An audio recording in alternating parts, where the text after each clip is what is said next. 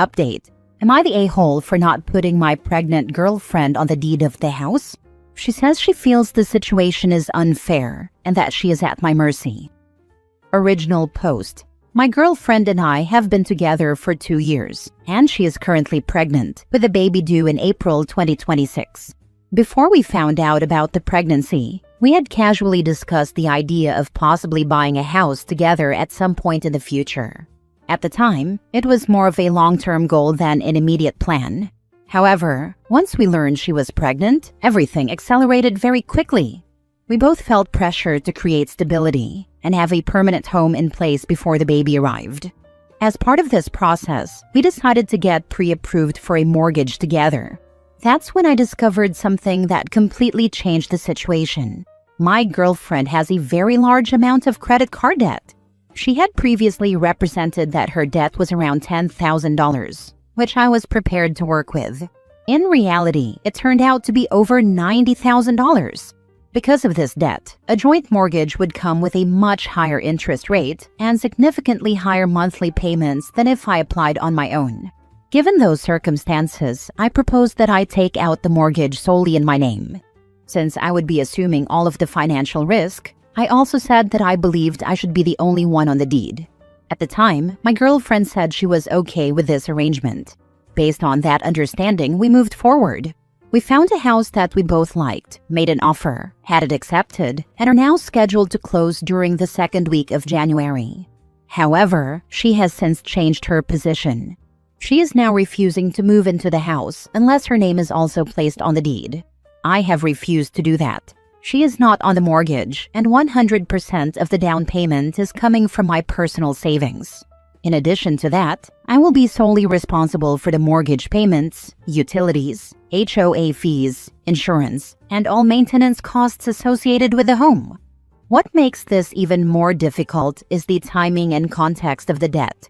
I did not learn the true extent of her financial situation until after she was already pregnant.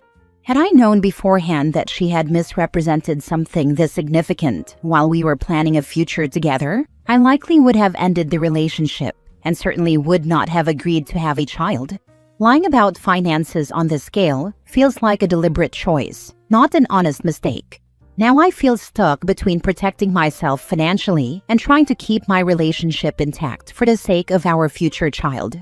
So, am I the a-hole for refusing to put her on the deed under these circumstances? Now for the top comments before reading the update. Not the a-hole. I am a family law attorney. Putting her on the deed would be a disaster for you. Do not do it until she gets her financial house in order. Don't put her on the deed until you get married. And don't get married just because you have a kid together either. This whole situation is messy. Nearly $100,000 in credit card debt indicates severe financial issues. You would not want her on the deed because she could get sued and collected against, or take out a home equity line of credit. Be clear and set attainable goals. She needs to go to financial counseling and get on a debt management plan before being put on the deed. $100,000 in debt, and they've only been together for 2 years. She's a lunatic thinking she's entitled to be on the deed. She's already planning what she'll do once she leave him, LOL. Have you met my niece? It sounds like you have. She's notorious for screwing over partners. She's managed to get her name on a deed in every relationship. And as soon as the ink dries, she cheats and leaves, and forces a sale and split of a house she never put a penny toward. She leaves a trail of broke, angry, homeless people stuck begging anyone to help them as she dances away with half their house. In case you can't tell, no one in the family can stand her, including her kids. OP, this could be your fate if you fall for her nonsense. Do not put her on anything you own, and definitely don't get married until she is debt-free. Your situation has me itchy because she sounds like my niece, and my niece is a see you next time, with a bold capital C. Now for the update a month later. A couple of weeks after my original post, my girlfriend broke up with me due to the housing situation and not being on the deed. She started looking for a new place. We were living together, but she could not find a place she could afford on her own that wasn't sketchy, and none of her friends were interested in finding a place together. Given the situation, I agreed to let her move in. While I know it is not ideal, she is still pregnant with my child. She will stay in one of the guest rooms. I am still paying 100% of the costs for the house, and she still will not be on the deed. She will be responsible for her own groceries. We have a written lease agreement, but I will not be charging her rent. She will need to buy her own furniture, bed, etc. That said, she has made multiple comments about how it's not really her home, how it is unfair to her, how she feels she has no security, and how she is at my mercy since everything is in my name. She has asked to decorate the whole house. I am opposed, but as a compromise, I told her that she is free to decorate her room and the nursery, as long as she does not make any permanent changes, like new paint. From my perspective, I am being more than fair by providing a free place to live and covering all housing expenses, even after we broke up. I am responsible for my child and for providing that child with stable housing, and that is exactly what I am doing. You're stepping up for your kid, and that's the important part. Free housing, no rent, written lease, your name on the risk. That's reasonable. That's insanely generous. And she's complaining? Complaining that he is giving her a completely free place to live, even though they no longer date? Talk about entitled. Not the a-hole. It sounds like you're definitely going above and beyond. I would ask for a DNA test just to be sure, and I would be communicating about a future state where she does move out and you work on shared custody, because her living there is untenable in the long term. If there ever comes a time when you're ready to move on to a new relationship, I'm sure you're not going to want your baby mama roommate living there. He doesn't need to ask for anything. The child will live in his house, and I bet he'll help care for it. It's a quick swab. She doesn't need to know, as it would probably make things even more complicated and uncomfortable.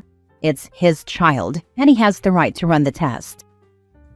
Next story. Am I the a-hole for not wanting to revisit my agreement with my ex regarding our kid outside the courts, even at the risk of having my parents be cut off from seeing their grandchild? My ex and I had a pregnancy scare in college. After that scare, we had a conversation about what would happen if we had another one. We agreed that if either of us felt we were not ready to have a child, we would agree not to have the child.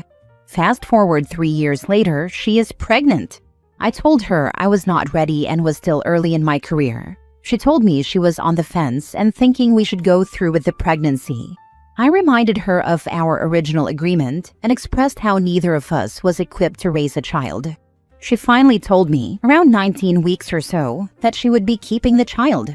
At that point, I told her that we were done, and that I would support her financially to the extent that I am legally obligated to, nothing more and nothing less. I told my parents and said that if my ex was okay with having them in her life, that was fine by me. I just told them that I am nothing more than an ATM and that I refuse to play any parental role. If she is willing to let them be grandparents, that's great, but that is between her and them.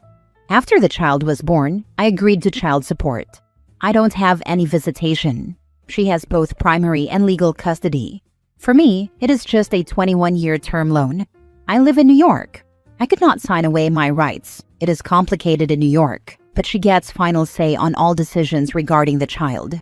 Now we are having issues because she wants me to be physically in our child's life.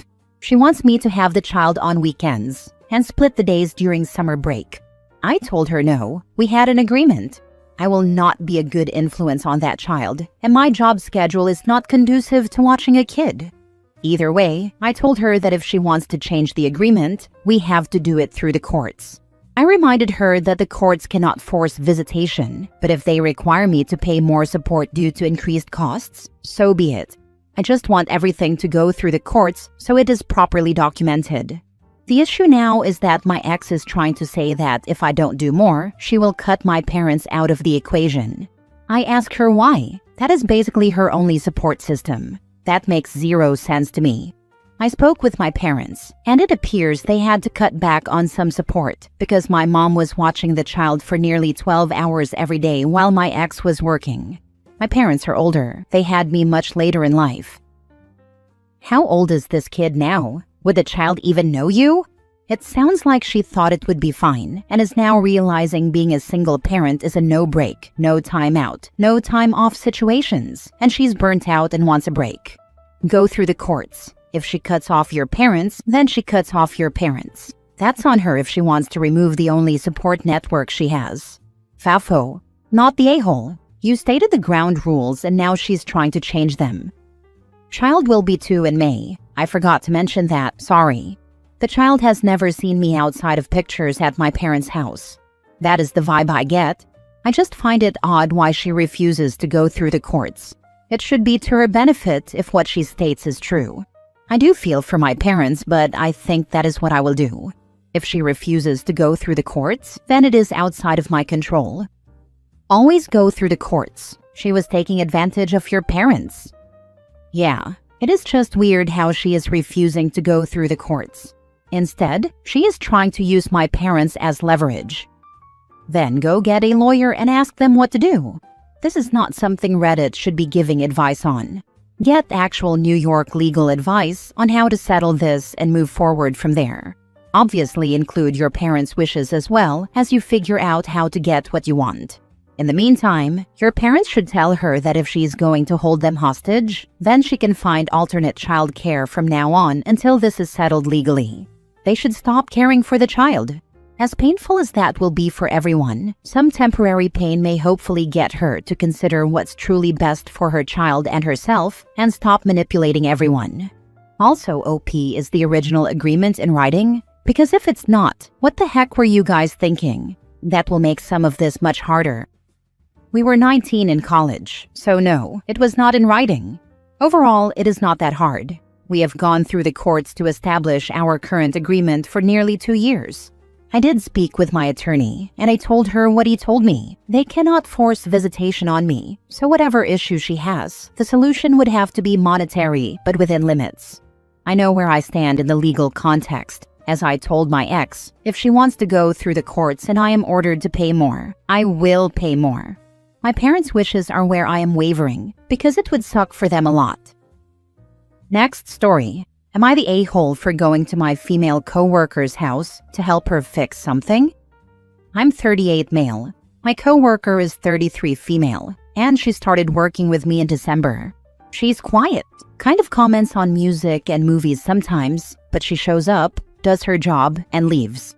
Yesterday, she asked me if I could come over after work and help her fix something because her husband doesn't know how, and she didn't want to call someone to fix it. She said she knew I knew how, and that she'd pay me in lunch. I'm not going to turn down food, so whatever. I went over. She had all the parts. I fixed what needed fixing and showed her how to do it, so if something like that broke again, she could fix it herself. Her daughter was there the whole time, holding flashlights and handing me parts I needed. Then she door-dashed lunch so I could eat while she went to pick up her older kids from school, and we could finish up after she got back. Well, finishing up turned into it still leaking, so I took it apart again and resealed things. By the time we were finishing up the second time, her husband came home and he was livid. And yes, she told him a co-worker was coming to help fix it. It wasn't like he was blindsided. He knew I was coming to help her fix it. But now a couple of co-workers are saying I'm an a-hole for going to another man's house with his wife and daughter home, like I was being some kind of creeper. We literally fixed the thing and talked about stupid stuff all day. Am I the a-hole? Absolutely not the a-hole. Thank you for helping a woman who needed it. Maybe her husband will sort it before she has to ask another man next time. She told him it was happening. This is on him. Co-workers just want to be involved in gossip. He doesn't know how to fix things. She told me that. She's the handy one, but the plumbing under the sink isn't something she knew how to do. I used to be the woman in that marriage. I had a lot of very close male friends, many of whom we shared and many of whom I knew through work. I absolutely would have done the same thing, even without having children to care for, and it also would have made my ex livid.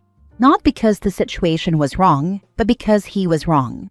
He wouldn't allow me to seek help for something he also couldn't, and wouldn't even attempt. I hope she gets either some therapy with her husband or a good lawyer. Good on you for offering help when you could. Not the a-hole, but I would not go over to her house again. The husband sounds like he has issues. Yeah, it kind of makes me wonder if that's why she's so quiet at work. Our section is all guys. She's the only girl. How do your coworkers even know this happened? Not the a-hole for helping, but definitely too naive to trust this type of encounter to not have any negative implications. Just the fact that you went to her home can be career damaging. She could have accused you of anything. Notice how your coworkers were quick to blame you rather than her? Please don't put yourself in this position again. Protect yourself. They know because she was complaining about the sink being busted and they heard her ask me. Last story. Am I the a-hole for refusing to share my food with my girlfriend? The Lord of the Rings is doing a theatrical rerun in my city, so my girlfriend, 27 female, and I, 27 male, decided to go watch the Two Towers Extended Edition last night. We do not currently live together. There's a bar that I really love right next to the theater. I asked if we could go to this restaurant after the movie because I really wanted to get this specific dish. It's lettuce-style fries that are fried in beef tallow, covered with green onions, bacon, house seasoning, and served with the best hollandaise sauce I've ever tasted in my life. You can get fries for one, a smaller portion, or fries for two, a much larger portion, for a couple of extra dollars. She didn't realize that the movie was nearly 4 hours long and it ended at around 10 p.m. By this time, she said she was tired and didn't want to go to the restaurant anymore. I said that was okay and asked if I could order my fries to go. She said that was fine. I asked her if she wanted any, and she said no. So I ordered the fries for one. I checked with her again before I ordered, and she said she 100% didn't want any. We went to pick up the fries.